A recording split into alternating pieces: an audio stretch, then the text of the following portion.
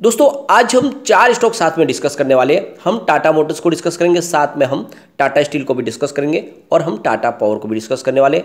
एक कंपनी को और डिस्कस करेंगे जो बहुत ही ज़बरदस्त बोनस देने जा रही है। टाटा मोटर्स की बात करें तो Q2 का रिजल्ट आ चुका है। रिजल्ट के अंदर कुछ चौंकाने वाली बातें हैं। साथ में टाटा मोटर्स ने एक बहुत बड़ा डिसीजन लिया है। Tata Motors New York stock exchange से डिलिस्ट होने जा रही है। क्या है ये पूरा मामला जानेंगे इस वीडियो के माध्यम से। साथ में यहाँ पे अगर आप देखें तो टाटा स्टील से बहुत सारी अपडेट निकल के आ रही है। क्या टाटा स्टील में इस समय इन्वेस्टमेंट करना चाहिए? क्या ये हमारे लिए एक मल्टीबैगर साबित हो सकता है, क्योंकि बहुत ज़्यादा डिस्काउंट में स्टॉक मिल रहा है। दूसरी तरफ टाटा पावर की बात करें तो काफ़ी ज़्यादा करेक्शन के बाद अब स्टॉक में फिर से खरीदारी शुरू हुई है। तो क्या आने वाले समय में टाटा पावर में बहुत बड़ी तेजी आ सकती है? क्योंकि टाटा पावर जिस सेक्टर में कंपनी काम करती है उसमें प्रचुर संभावना है, और जिस तरह से गवर्नमेंट की तरफ से हेल्प मिल रही है, पावर सेक्टर जिसमें ये कंपनी फॉजिल फ्यूल्स और नॉन फॉजिल फ्यूल्स दोनों में काम कर रही है, तो क्या ये आने वाले समय वैसे ही हमें फिर से रिटर्न दे सकता है जैसे इसने कोविड काल में दिया था, जब ये 28 का स्टॉक 300 तक चला गया था। इन सारी बातों को समझेंगे इस वीडियो के माध्यम से। सबसे पहले टाटा मोटर्स की अगर हम बात करें तो 433 पर आज क्लोजिंग है, जहाँ पे 0.44% की गिरावट देखने को मिली। लगभग आधा % की गिरावट है, लेकिन पिछले 5 दिन में देखें तो 2.34% की हमें तेजी देखने को मिली है। यहाँ पे कंपनी ने अपना Q2 का रिजल्ट डिक्लेयर कर दिया है, और इस बार कंपनी का जो नेट लॉस है वो 944.6 करोड़ के आसपास रहा है। तो फिलहाल कंपनी अभी भी लॉस में है, और पिछले कई समय से लॉस तो है, लेकिन आप देख सकते हो कि इसमें कमी आई है। आप देख सकते हो कि पिछली बार जो इनका टोटल जो लॉस था वो 4441.57 करोड़ के आसपास था। तो इस हिसाब से देखें तो लॉस में कंपनी ने कमी की है। अब कंपनी का जो टोटल रिवेन्यू है उसमें 29.7% की ईयर ऑन बेसिस पर शानदार बढ़त देखने को मिल रही है, जो इस बार 79,611.3 करोड़ रुपीज़ के आसपास है, जबकि पिछले साल सेम क्वार्टर में ये 61,378 करोड़ रुपीज़ के आसपास था। तो रिवेन्यू ज़बरदस्त बढ़ा है। अभी कंपनी ने अपने लॉस को भी काफ़ी कम किया है, और कंपनी के एबिटाडा में भी अच्छा खासा इंप्रूवमेंट देखने को मिल रहा है, करीब 130 BPS पॉइंट का ईयर ऑन ईयर बेसिस पे, जो 9.7% के आसपास रहा है। यहाँ पे आप देख सकते हो कि डोमेस्टिक मार्केट में काफ़ी अच्छा प्रदर्शन किया है।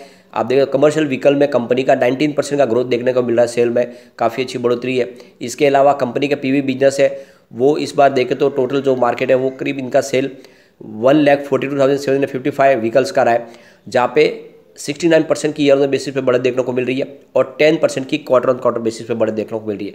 तो ये आप देख ही सकते हो कि कंपनी के PV व्हीकल हो या फिर कमर्शियल व्हीकल, दोनों में ही कंपनी ने काफ़ी अच्छा प्रदर्शन किया है। और जिस हिसाब से देखें तो आने वाले समय में यहाँ पे और अच्छी तेजी आती हुई दिखाई दे सकती है।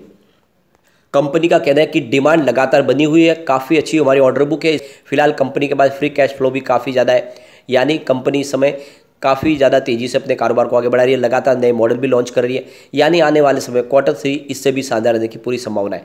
तो कुल मिलाकर रिजल्ट सेटिस्फाई करने वाला ही है। यहाँ पे टाटा मोटर्स की तरफ से एक और बहुत बड़ा अनाउंसमेंट किया गया है।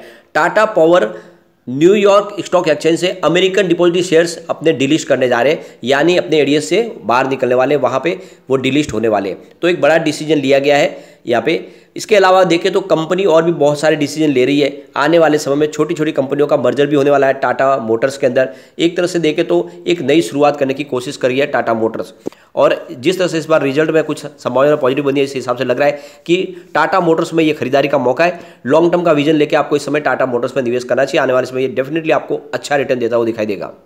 अब हम चलते हैं टाटा स्टील की तरफ। स्टॉक की प्राइस 105 पर है, जहाँ पे क्लोजिंग देखी हमने 0.75% की गिरावट देखने को मिली है।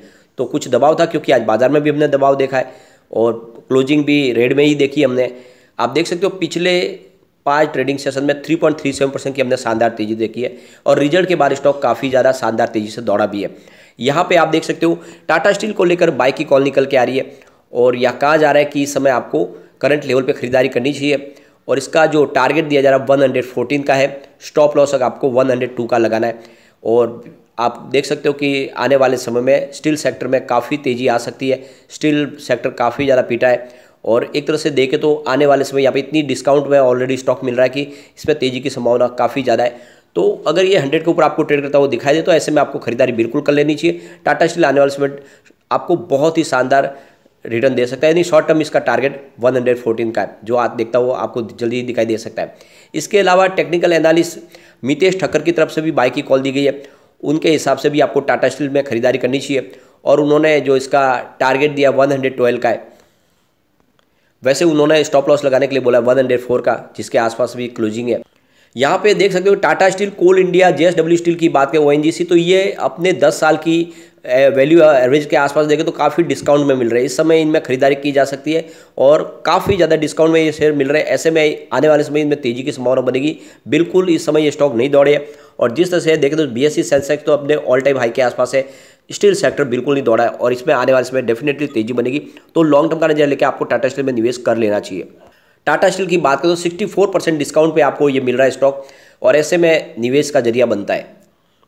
सबसे बड़ी बात है कि टाटा स्टील ने ग्रीन स्टील का उत्पादन शुरू कर दिया है और उनको उनका पहला कस्टमर भी मिल गया, फोर्ड कंपनी, और उनको ये जर्मिस ग्रीन अब सप्लाई करने वाले हैं।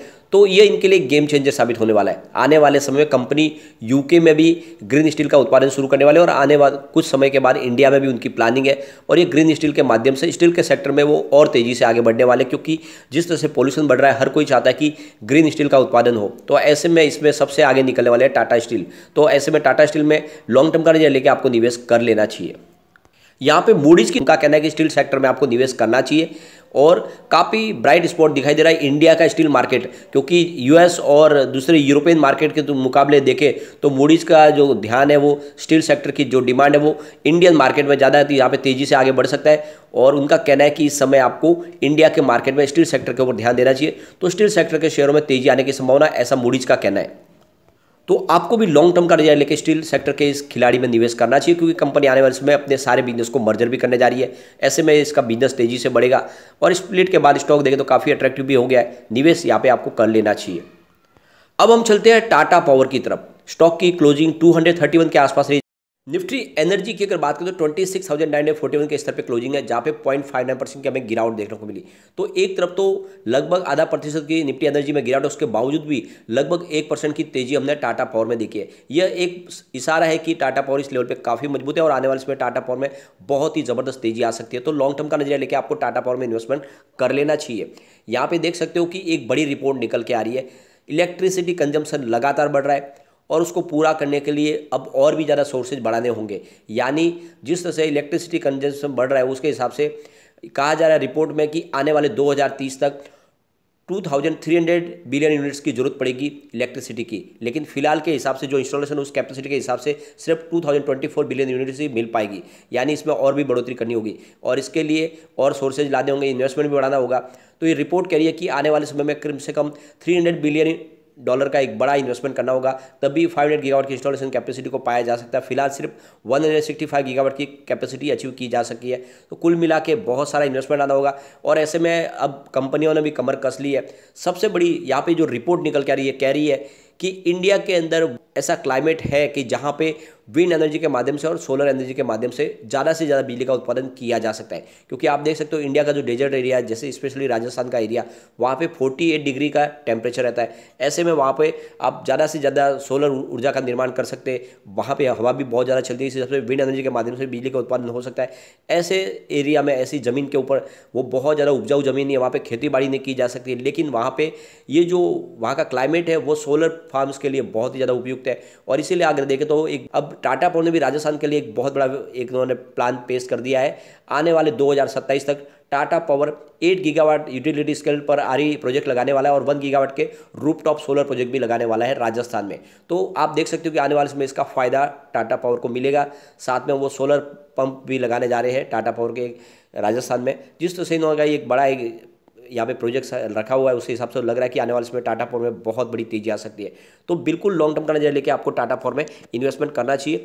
टाटा पावर आने वाले समय डेफिनेटली यहाँ से बहुत तेजी से बढ़ेगा और 3 साल के नजरिए पर अगर आप निवेश करते हो तो ये 1000 का टारगेट भी दिखा सकता है। अब हम चलेंगे उस कंपनी की तरफ जो आपको बहुत ही शानदार बोनस देने जा रही है। तो यहाँ पे आप देख सकते हो मदरसन सुमी वायरिंग ने बोनस ऐलान कर दिया है। फिलहाल स्टॉक की प्राइस 83.05 पर है, जहाँ पे मैं आज 0.42% की तेजी देखने को मिली। मदरसन सुमी वायरिंग की बात करें तो यह मदरसन इंटरनेशनल लिमिटेड और सुमितामो वायरिंग सिस्टम के बीच एक जॉइंट वेंचर है और यहाँ पे कंपनी का कारोबार काफ़ी मजबूत है और अब कंपनी 2:5 के रेशियो में बोनस देने जा रही है। यानी हर 5 शेयर के ऊपर 2 शेयर बोनस मिलने वाले हैं और इसकी अनाउंसमेंट हो चुकी है।